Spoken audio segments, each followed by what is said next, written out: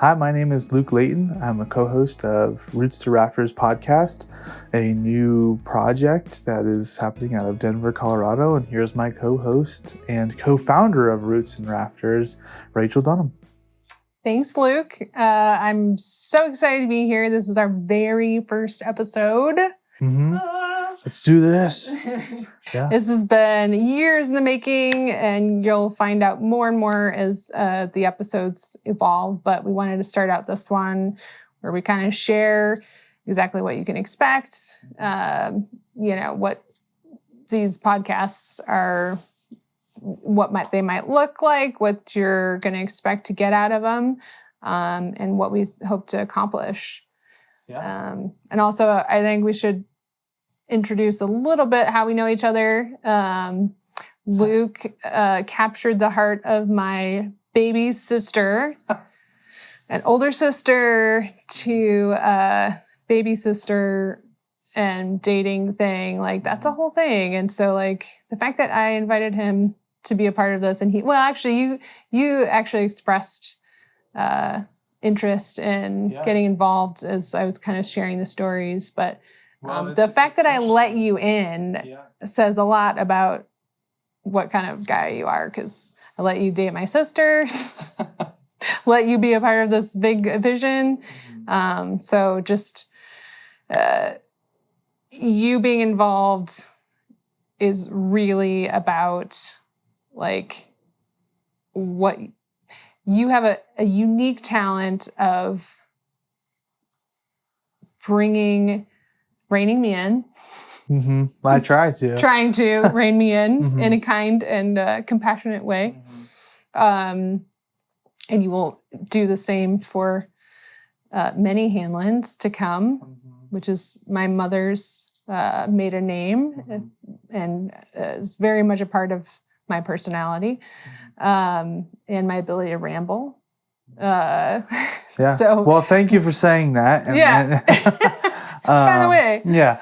Well, I'm happy to be here. Thank you for being so nice, and I appreciate being a part of this. I think it was not a difficult decision to be a part of this project and do whatever I can to get our message out, because you can see your passion behind it and the importance that what we want to do and what the ultimate goal of the entirety of Roots to Rafters hopes to be one day.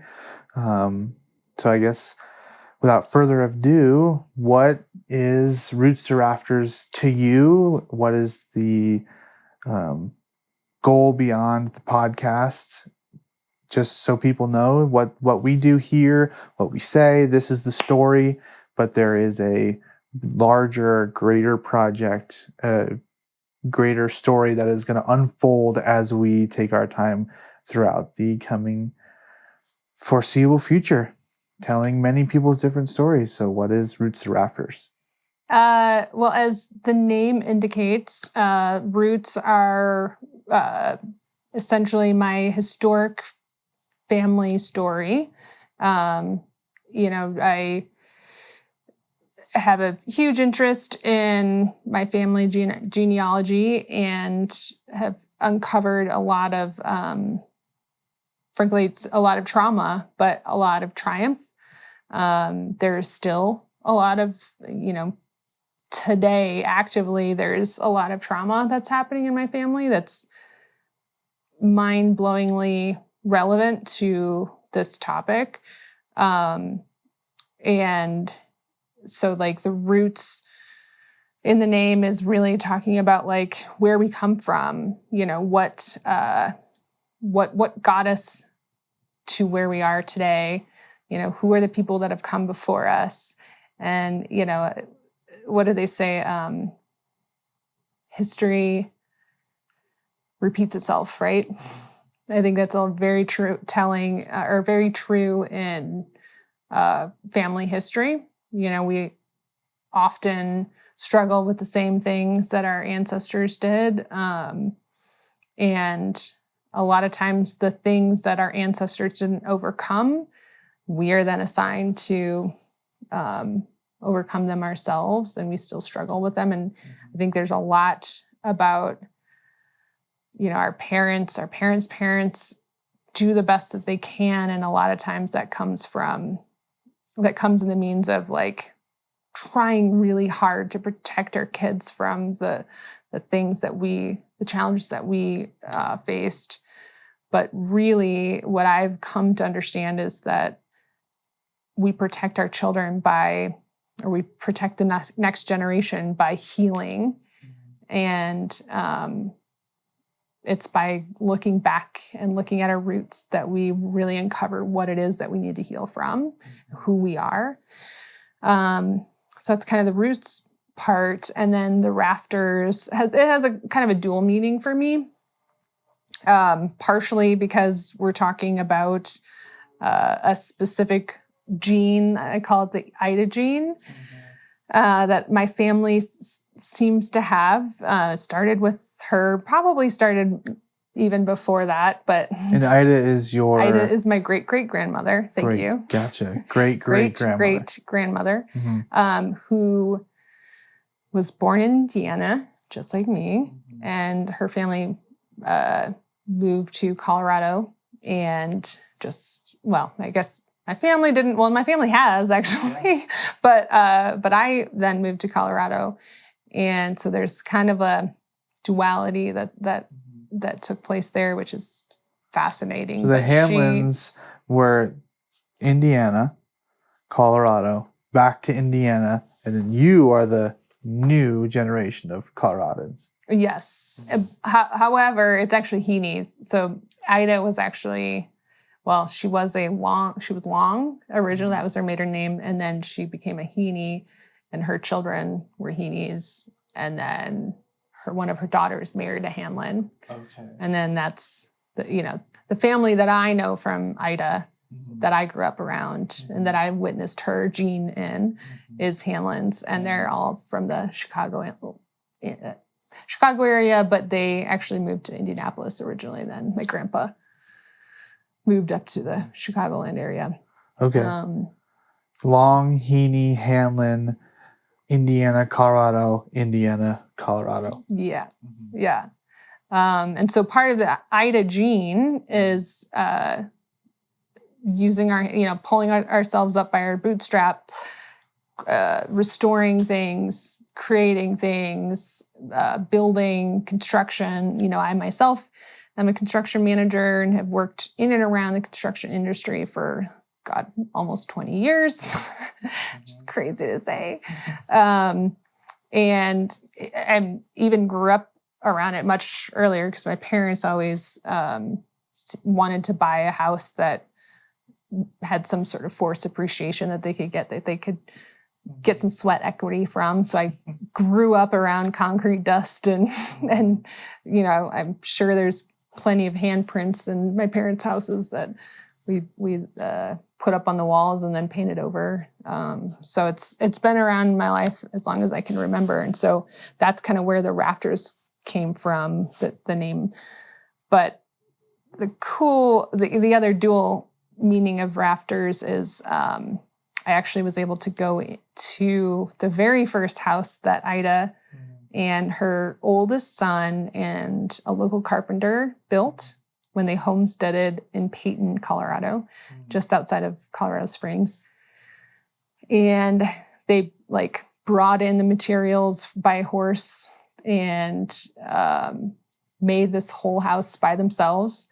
And I was actually able to go into the house, and actually, I feel so blessed that I had the incredible experience of being able to be in the house with my grandpa at 96, I believe, or maybe 90, 94, 95. And he was able to describe things about the house in great detail, and he was spot on. His memory was incredible. And then I was able to actually climb up into a lot of things changed. They'd built on and renovated this house.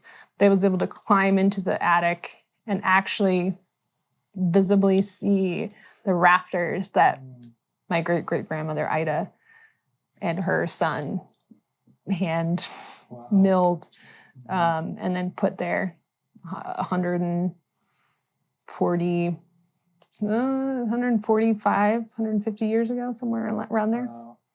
So that it has a pretty special meaning where the name came from. But the ultimate goal is to get Ida's story out there, to get other women's stories out there that have overcome great adversity, who was given a pretty shitty hand. And specifically, I really want to help reach out to women who are stuck in abusive relationships, who don't see their way out, who they don't have the confidence. They haven't been told what their worth is. People who are stuck in addiction, really anyone who feels stuck, but I'm especially drawn to those women in those situations,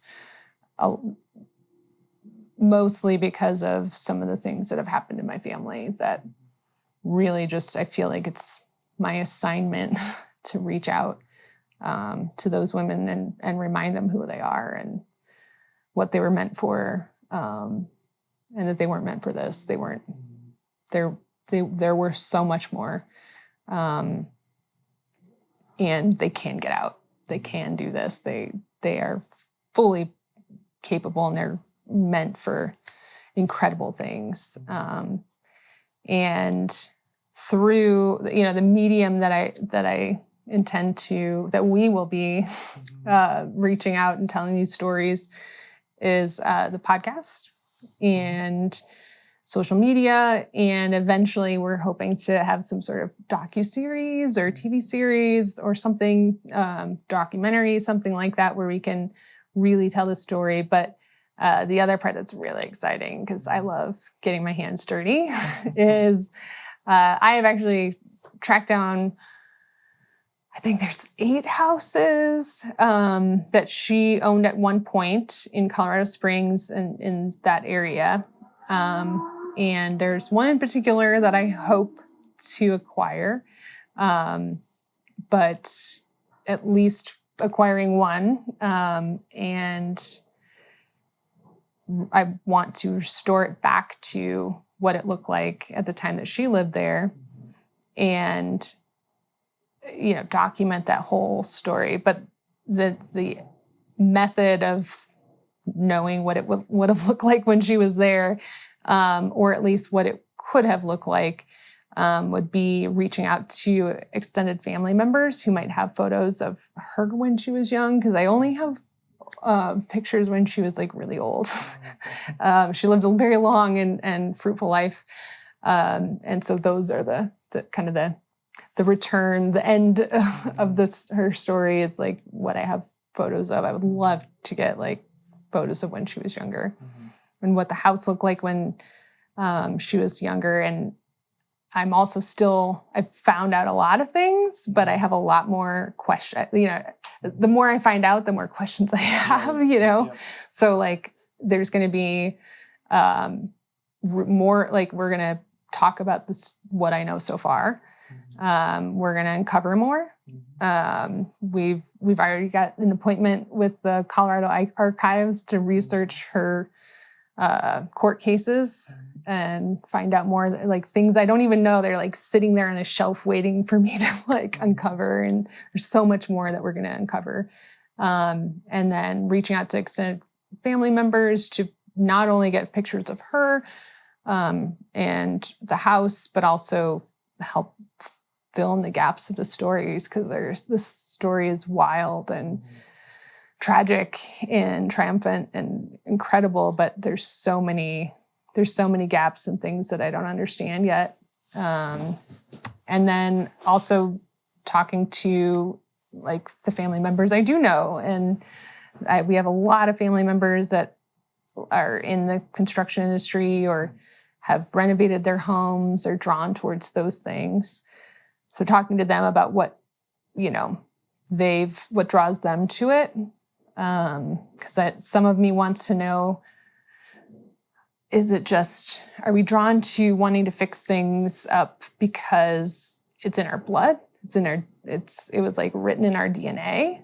Or is it because we've just seen it, we've been exposed to it, and when you know what's possible, then you're more likely to do it? Or is it something deeper? Like, is it we feel like we're those neglected houses, and if we believe in the hope and the future of these houses, we're kind of giving that hope and future to ourselves, and like, I don't know, like it's really interesting, and I'm fascinated by it, and I can't wait to talk to the rest of my family about what they're drawn to with the construction industry. And there's going to be discovery about what they've struggled with, what construction and the industry means to them.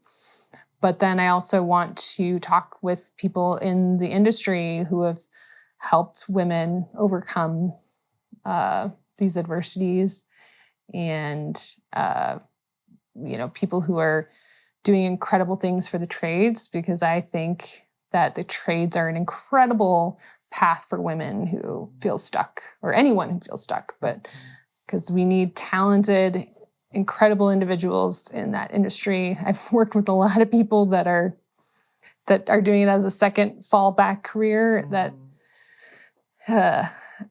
I could use a lot more talented people out there, and it's an incredible industry to be a part of. I love everything about construction, and I want to share that opportunity and that passion with women, and show them the path to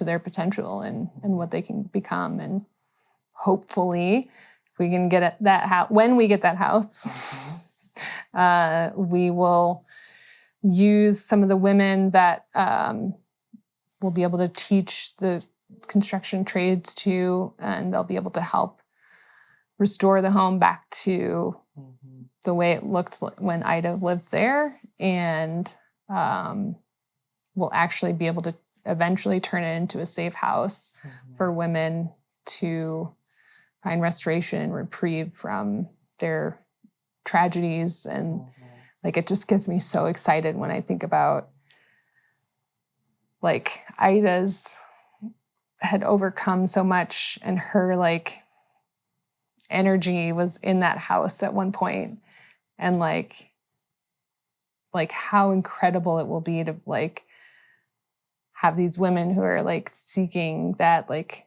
and there's literally women who are a woman who had gone through what they had gone through and overcome it. Like, her energy will be there helping guide them and giving them hope, and they'll hear these stories. And that's just the beginning, honestly. Like, I think there's so much more that's going to come from this. And I think that there's so many other paths, your path crossed mine, and you kind of took this vision on for yourself as well, and your parts of it. And I think there's so many other people that I've yet to meet, people that I do know that, I've yet to see how their part is going to play in this, but it will.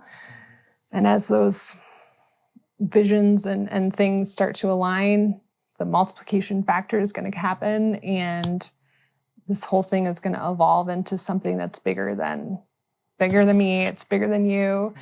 It's bigger than everyone I know already that wants to be involved. So that's just a little bit. Just a little bit. Just a little bit. A little taste. So there you have. I mean, there's a lot more to this project as a whole than just the podcast, and the podcast is our ability to tell Ida's story and your story and anyone's story who has overcome adversity and wants to improve upon their life through real means and real action, and finding their ability to change their life for the better. Yep. Through construction, through insight, and doing what they can with the help of us or whatever this project looks like in the future. The ultimate goal is to help as many people as we can to advance past just the difficulties that they've experienced into a life that is powerful and persuasive to the people that they are destined to be. And I think that I've said before, it's very easy for me to be a part of this project because you can hear just in what you were saying, how the passion you have and how exciting it is. And I will do my best to help us tell the stories that need to be told and get us to a place that we can impact people and enact real change in people's lives and help as many gosh darn people as we can. Yeah. And that's the ultimate goal of Roots to Rafters, is to through your roots, through your ancestry, you're building the rafters of a more extraordinary life. Yeah. Yeah. And I think there's no better way to put it. Yeah. You know, we're gonna start kicking ass. Yeah. In this Roots to Rafters podcast. Yeah. I'm looking forward to hearing the stories. You know, we're going to be telling stories, but I can't wait to hear the stories of the women and men, you know, whoever's listening. Can't wait to hear how these other stories will be the wake-up call, or maybe they already have the wake-up call and they just don't know how to get to the next step. But the listeners, like, I just want you to know that I believe in you, that I know that you were destined for more. You were destined for incredible things. And I can't wait to hear your stories. Please, you know, share what you're going through, what you need help with, what you want to hear more about. And I can't wait to see how, you know, we're just at the precipice. This is just beginning to happen. And I can't wait to hear how this helps people who feel stuck and the journey that we will be on, that are those that have gone before us have been on, that have yet to come. And the ripple effect of those stories being shared in the past and future and in the present day. And if we can do it, you can do it, and we're excited to do it together. Yeah. And I think it's a great way to start off this podcast, great way to kick it off. If you're finding this at its roots, at its infancy, send in your stories. Pun We'd love intended. to hear everything. And we'd love to go and start this journey together and finally find your potential and become who you're destined to be. Yep. And please stay tuned. We have the first and second and third episodes are going to give you a lot more insight about the what, the why, the how. And it'll really give you a good place of understanding of what we're trying to do and what we hope that you'll get from this podcast and where we're going. And so definitely stay tuned for the next few weeks and beyond. And we're excited to share this many year dream and goal and vision, and we're excited to bring you along with the journey, because we're just beginning and have no idea where this is going to go. We're excited to see where we go. So Let's do it. All right. Thank you so much. Thanks. Bye.